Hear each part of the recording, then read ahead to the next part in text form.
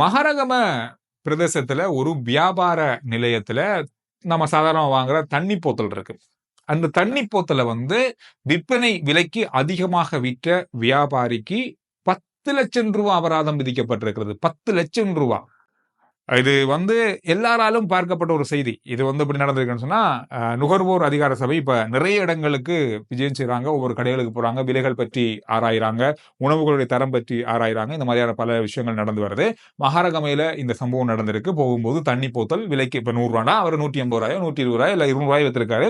நுகர்வோர் அதிகார சபை வழக்கு பதிவு செஞ்சிருக்காங்க நீதிமன்றத்துல. வழக்கு பதிவு செஞ்சு இந்த வழக்கினுடைய தீர்ப்புல அவருக்கு ரூ. 10,00,000 $1,000,000 அபராதம் விதிக்கப்பட்டிருக்கு. பரவலா பேசப்படுகின்ற ஒரு விஷயமாக மாறியிருக்கு. என்ன பொறுத்தவரைக்கும் இந்த மாதிரி எல்லா இடங்கள்லயும் அநியாயத்துக்கு விலைய ஏத்தி விக்கிறது, சம்பந்தமே இல்லாம இந்த மாதிரியான விஷயங்கள்ல மக்களை ஏமாத்துறது, உணவுகள் தரமற்ற உணவுகள மக்களுக்கு வழங்குற நிறைய உணவகங்கள் இருக்கு.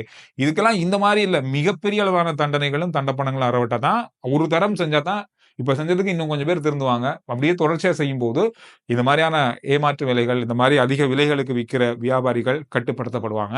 இந்த விஷயம் நாம் பார்க்கக்கூடியதா இருந்தது. இந்த செய்தியை நிறைய பேருக்கு பகிருங்க. நிறைய வியாபாரிகள் பார்த்தா அது திருந்தட்டும்.